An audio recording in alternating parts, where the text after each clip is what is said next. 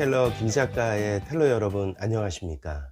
재미있는 이야기들 속에서 의미를 찾아 오늘도 우리가 함께 성장하는 채널 스토리텔러 김 작가입니다. 오늘은 나심 탈레브라고 하는 작가에 대해서 말씀을 드리고자 합니다. 나심 탈레브는 사실 작가라기보다는 철학가에 가깝다라고 저는 생각이 드는데요. 개인적으로도 굉장히 좋아하는 사람입니다. 구체적으로 나심 탈레브에 대해서 함께 알아보도록 하겠습니다. 나심 니콜라스 탈레브는 1960년 출생입니다. 국적은 레바논 출생인데 레바논계 미국인입니다. 파리대학교와 와튼스쿨 MBA를 거쳤으며 금융학 공학 박사입니다. 미국 월가 월스트리트 투자 전문가이고요.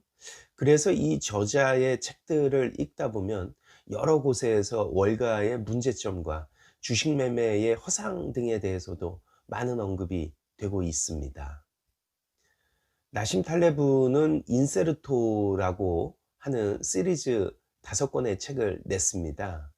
인세르토는 라틴어로 불명확하고 불투명하다라는 의미를 가지고 있는 단어입니다. 이 5권의 책은 모두 인세르토라는 단어와 밀접한 관련이 있기 때문에 시리즈로 엮은 것으로 보여집니다. 결정적으로 나심 탈레브를 유명하게 만든 것은 블랙스완이라고 하는 책에서 2008년도 세계 경제를 뒤흔든 미국발 금융위기를 예측했다는 것입니다. 자, 그러면 이 5권의 책을 한 권씩 간략하게 둘러보도록 하겠습니다. 먼저 첫 번째 책, 행운에 속지 마라입니다. 부제는 불확실한 시대에 살아남는 투자 생존법입니다. 2010년 4월에 초판인데요. 절판되었다가 2016년 12월 개정판이 다시 나왔습니다. 출판사는 중앙북스입니다. 이 책은 현재의 성공에 자만하지 마라. 인생에서 어느 날 갑자기 닥칠 수 있는 사건으로 모든 것을 잃어버릴 수 있다. 주식시장에서도 같은 상황이죠. 이것은 인생에서의 한 성공이 지속적이지 않다는 것을 경고하고 있습니다. 그리고 당신의 소중한 인생을 운에 맡기지 말라. 투자에 있어서 저명한 학자, 대학 교수, 애널리스트, 펀드 매니저 등 그들의 화려한 논리와 어려운 이론을 잘 안다고 하지만 그 사람들은 대부분 투자에 실패한다. 또한 인간의 두뇌와 본능은 따로 논다. 문제는 아는 것이 아니라 실행에 옮기는 것이다 라고 책에서는 이야기합니다. 시리즈의 두 번째 책은 블랙스완이라는 책입니다. 부제는 위험 가득한 세상에 안전하게 살아남기라고 되어 있습니다. 초판은 2008년 10월이고요. 이 책도 2018년 4월에 개정판이 다시 나왔습니다. 출판사는 동력 사이언스입니다. 이 책은 2008년 금융위기의 진원지인 미국의 월스트리트의 허상을 아주 통렬히 파헤친 책인데요. 그래서 더 유명해진 책이기도 합니다.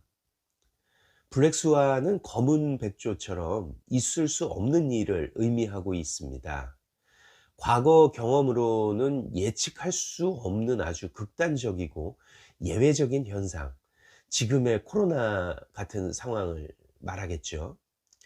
책에서는 스스로 엘리트라고 생각하는 넥타이 차림의 신사를 경계하라.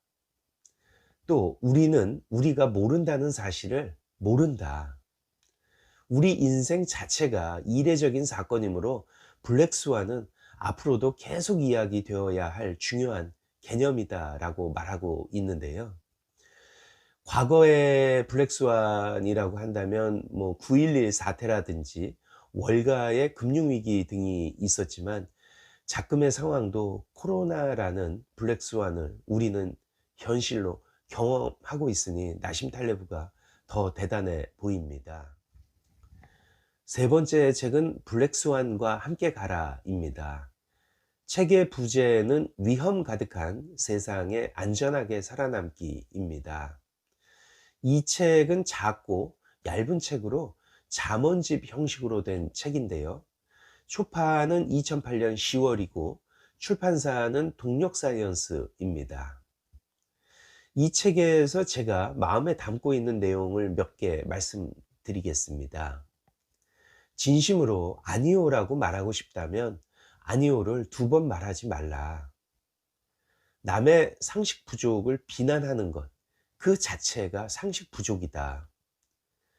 직업은 당신이 일하고 있지 않는 동안에도 뇌에 몰래 침투해 영혼을 파괴한다.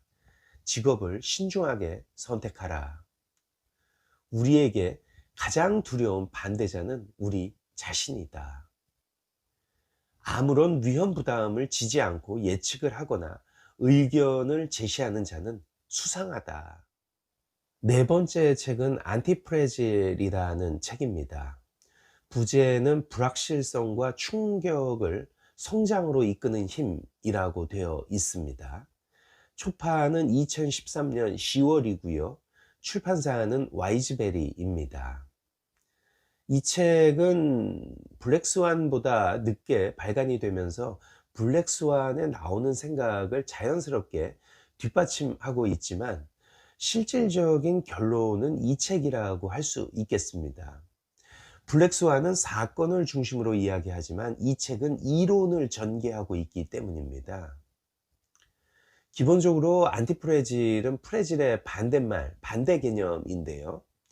저자는 깨지기 쉬운 의미의 프레질에 반대라는 의미의 접두어 안티를 붙여서 말을 만들었습니다. 저자는 블랙스완 현상에 대한 해법으로서 안티프레질 개념을 제시하고 있는데요. 그 심리학 교수인 데니얼 카너먼은 이 책을 세상을 다른 눈으로 바라보게 해준 책이라고 극찬을 했다고 합니다. 결론적으로 안티프레질, 단단하고 깨지지 않기 위한 방안으로 바벨 전략을 소개하고 있습니다.